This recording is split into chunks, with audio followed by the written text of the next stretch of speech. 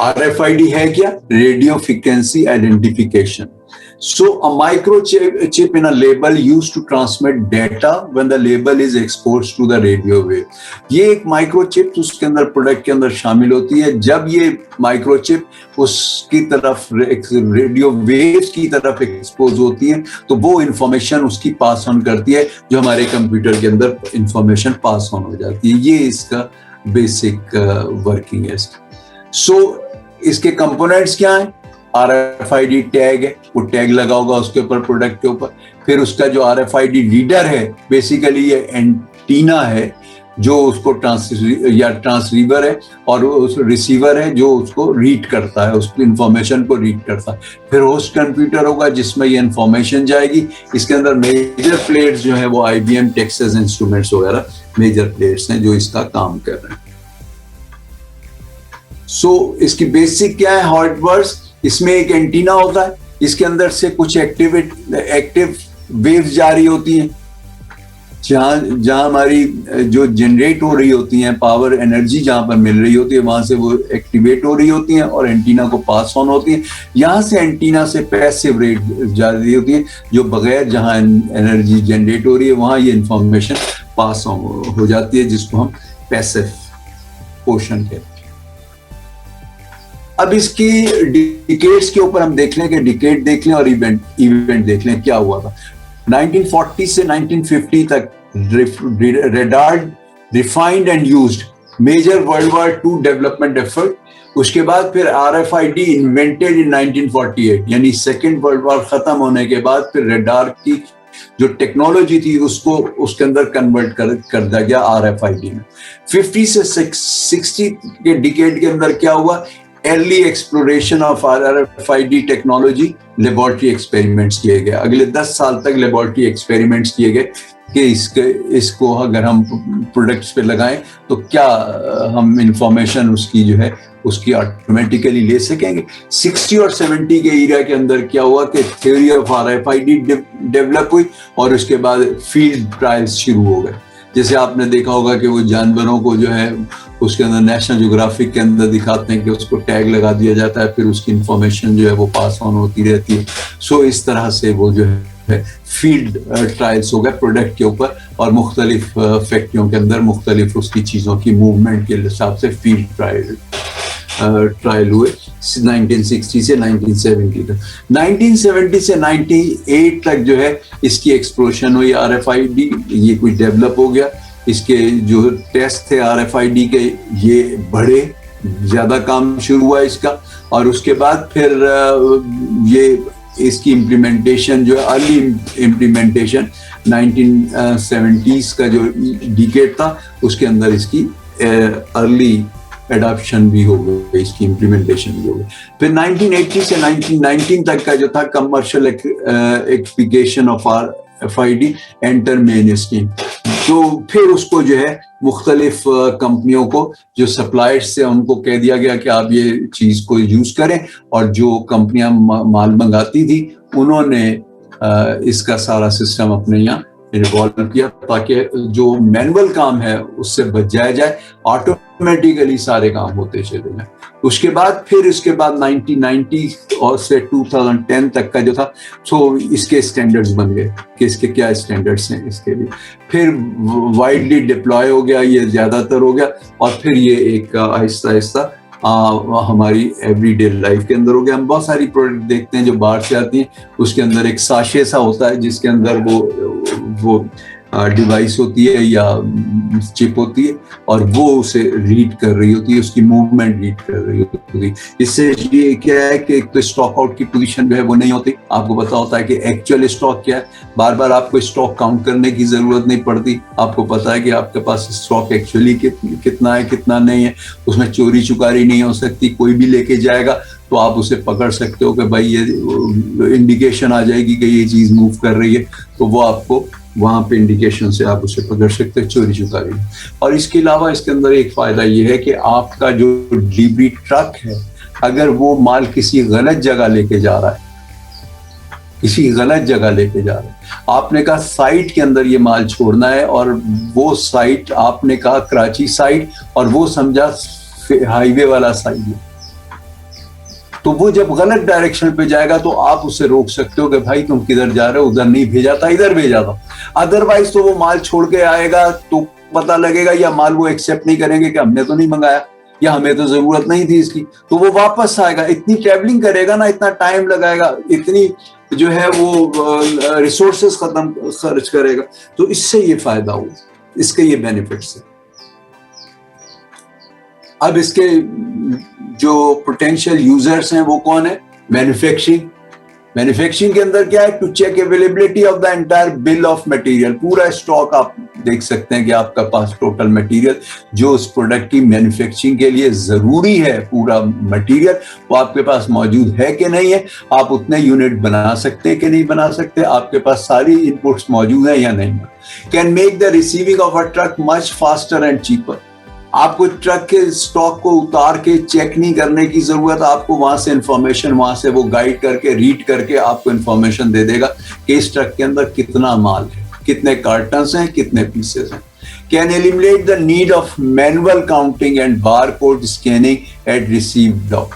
ना तो आपको मैनुअल काउंटिंग करनी पड़ेगी, ना आपको हर चीज का बार कोड को रीड आउट करना पड़ेगा, हर प्रोडक्ट या हर कार्टन का बारकोड को आपको रीड आउट स्कैनिंग की जरूरत नहीं होगी। Can exact count incoming items and in storage. Exact आपको काउंटिंग मिल जाएगी जो आपके स्टोर में है या जो माल आपके पास आ रहा है, जो कंसाइनमेंट आ रही है उसकी एग्जैक्ट क्वांटिटी आपको मिल जाएगी।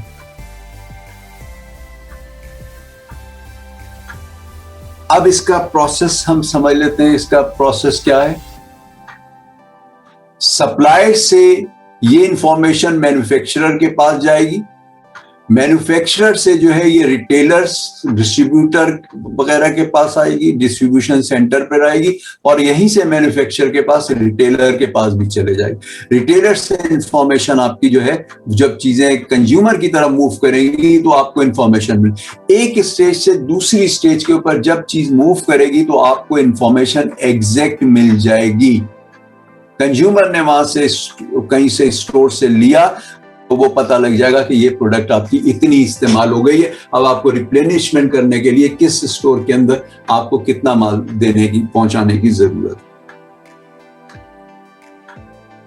सो वॉलमार्ट को हम देखते हैं। वॉलमार्ट जो है वो 100 से ज्यादा सप्लायर्स ऐसे हैं कि जो उसकी इस RFID प्रोडक्ट पे अपनी लगाते हैं और उसको वॉलमार्ट को वो सेल करते हैं। तो उसके 100 से ज्यादा वेंडर्स हैं जो कि इसकी टेक्नोलॉजी को, RFID को अपनी प्रोडक्ट पे लगाते हैं।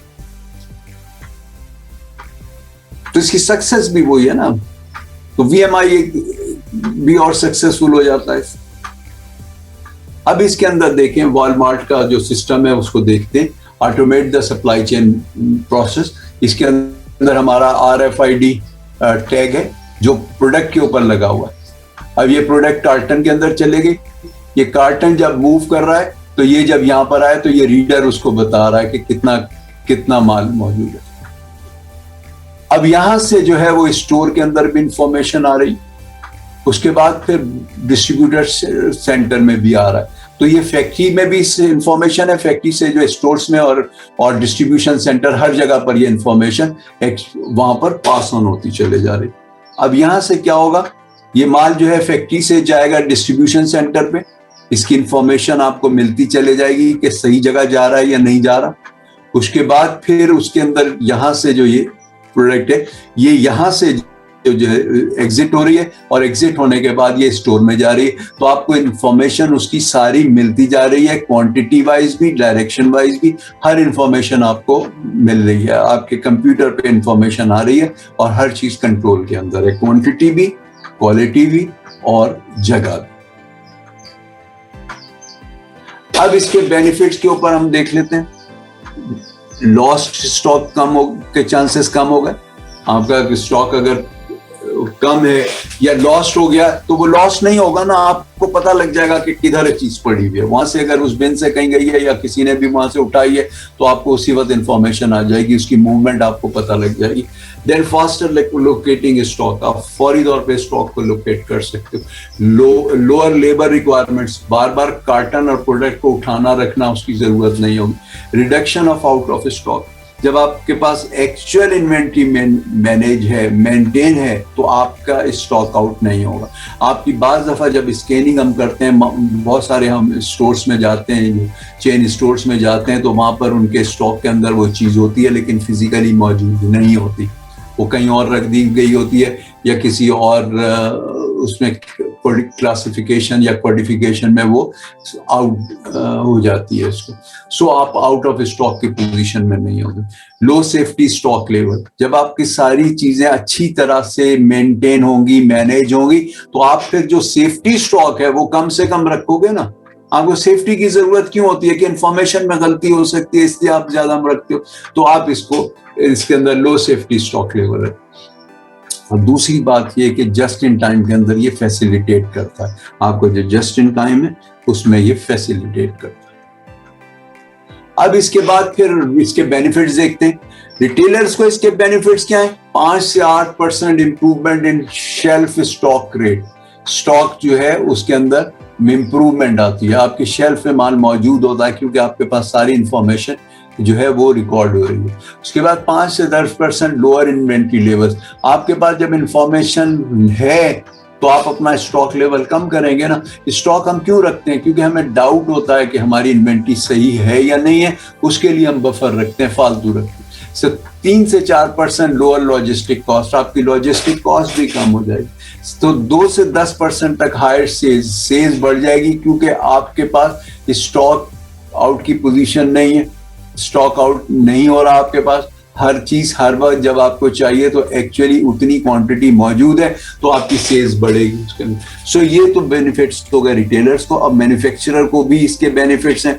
5 to 30% lower inventory level. Inventory level अब वो कम करेगा ना मैन्युफैक्चरर, क्योंकि उसे पता है कि जो मेरा स्टॉक है वो बिल्कुल सही काउंटेड है।